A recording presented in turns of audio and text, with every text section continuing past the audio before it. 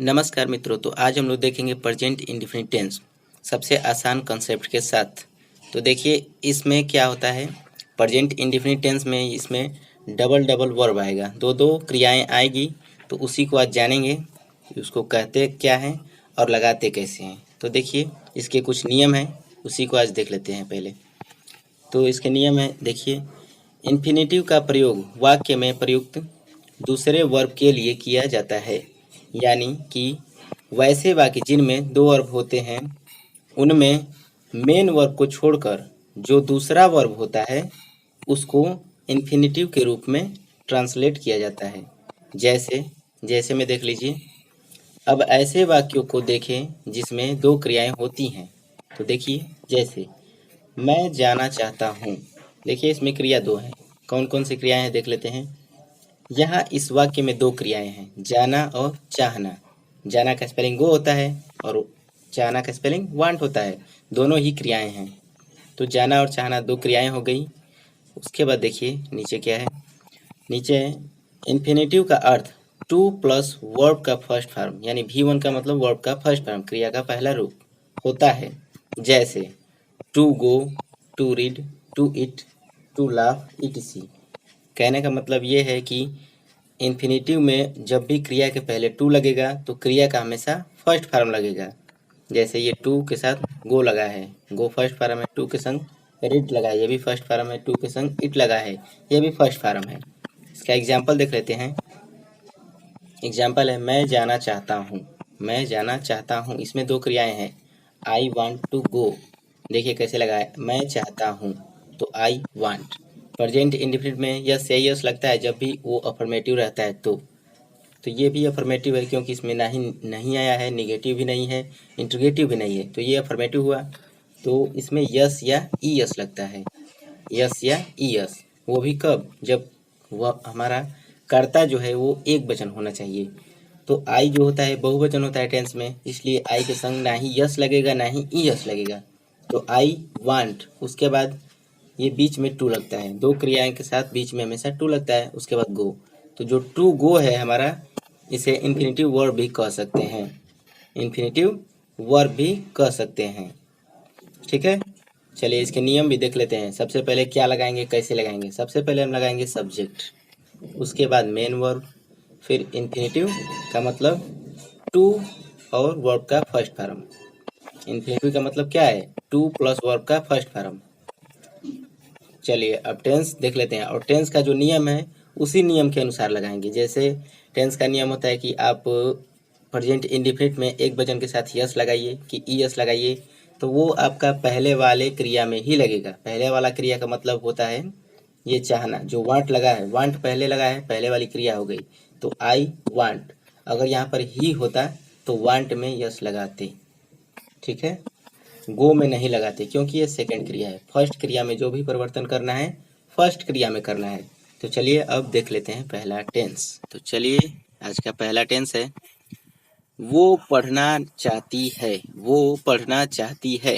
अब इसमें देखिए दो क्रिया है, पढ़ना भी एक क्रिया है, चाहती भी एक क्रिया है। तो हमें लगाना है वो चाहती है, सी want.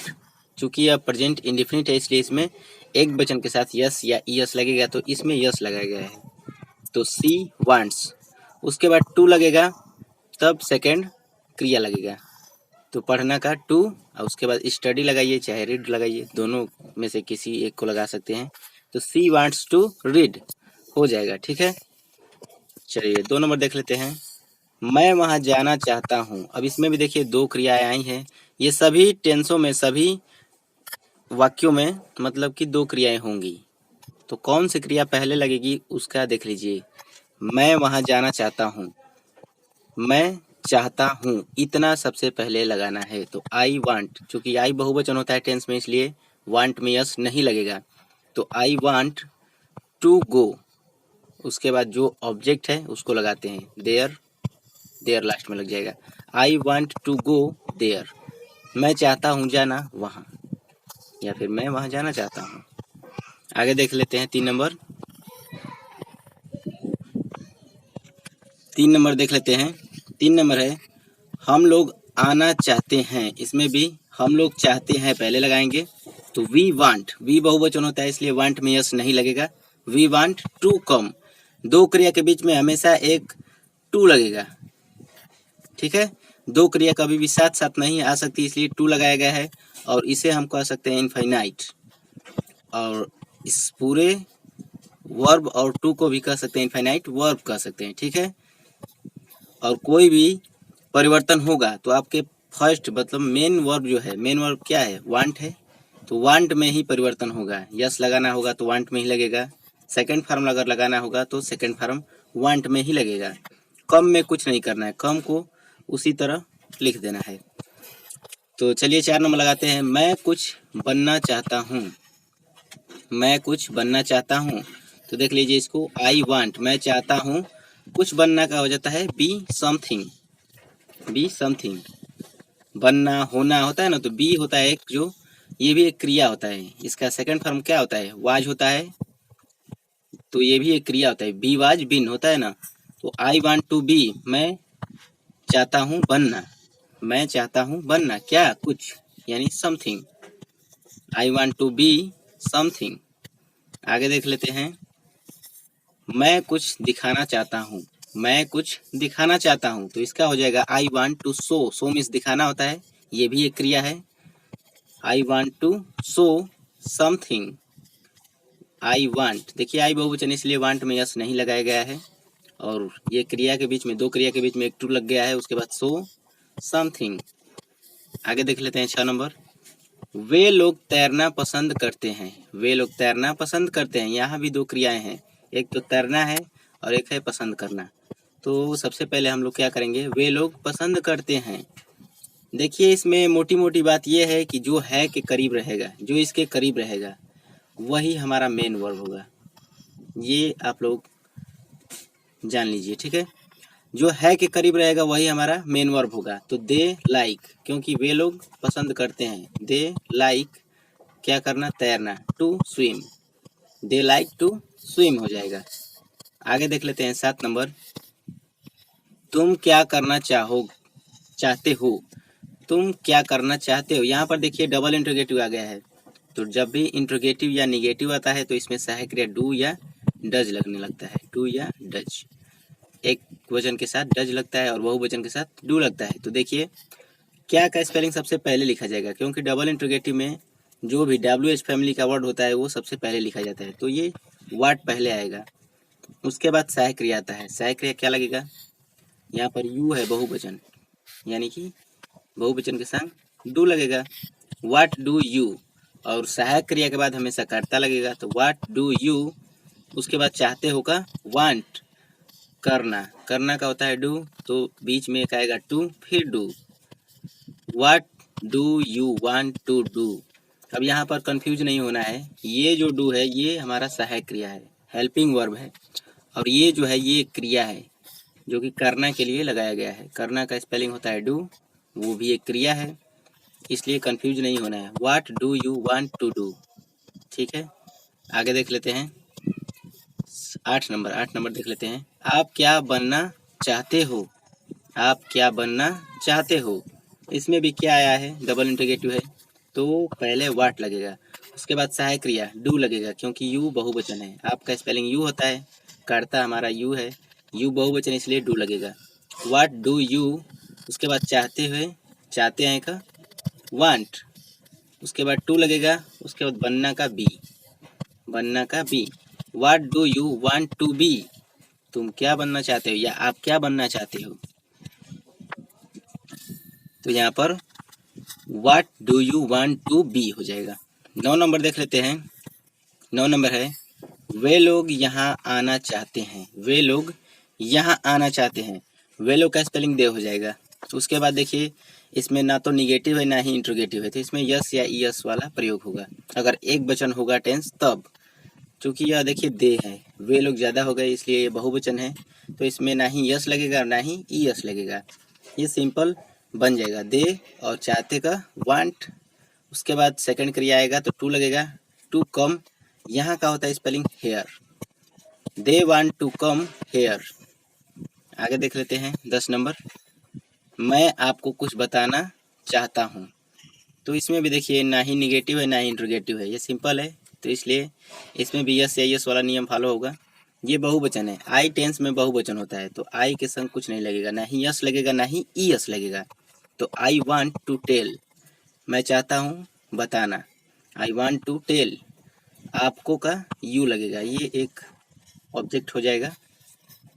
I want to tell you, क्या बताना, कुछ, कुछ क्या हो जाएगा, समथिंग, कुछ क्या हो जाएगा, something. I want to tell you something. आगे देख लेते हैं, हम लोग क्रिकेट खेलना पसंद करते हैं, हम लोग क्रिकेट खेलना पसंद करते हैं। इसमें भी देख लीजिए, निगेटिव भी नहीं है इंट्रोगेटिव भी नहीं, जब भी आएगा अफर्मेटिव तो इसमें यस या यस लगाते हैं।